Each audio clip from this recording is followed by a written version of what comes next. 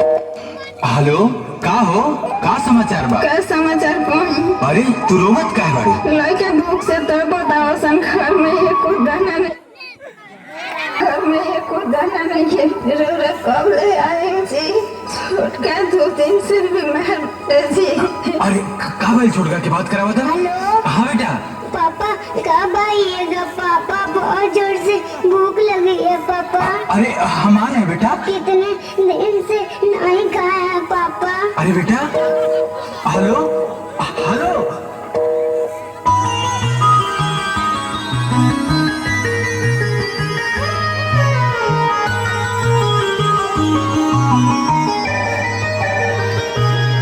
Hello.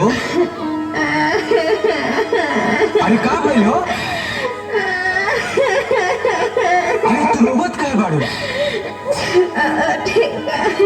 छोटका का भाई छोटका के?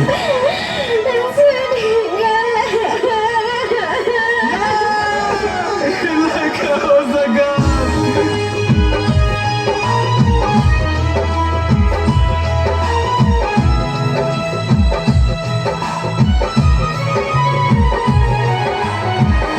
अरे अरे, रुको रुको, कहाँ जा रहे हो?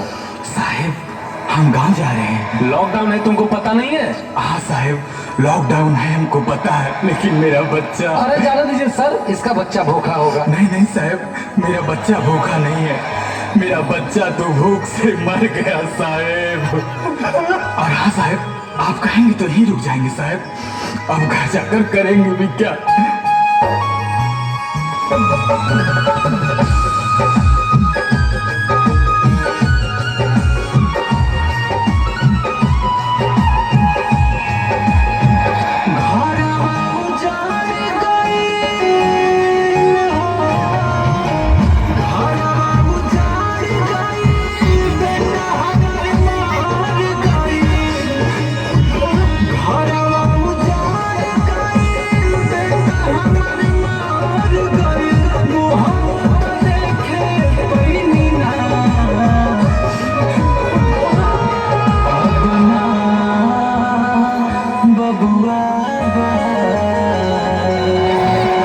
जाके करब घर का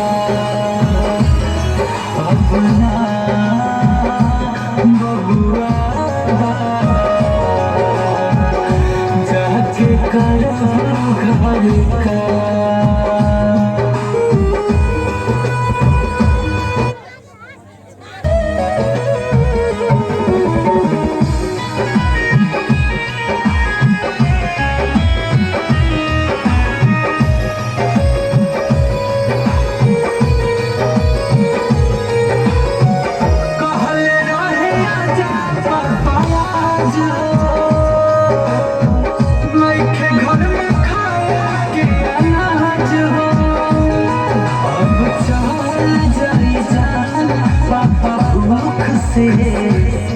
नहीं केहू पूछता मेरे पापा मुख से।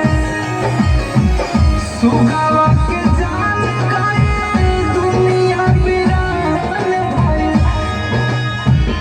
सुगावा के जान गए दुनिया वीरान भइल।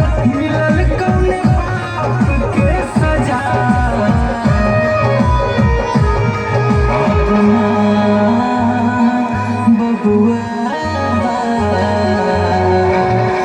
जाके करब घर का अपना बबुआ, जाके करब घर का।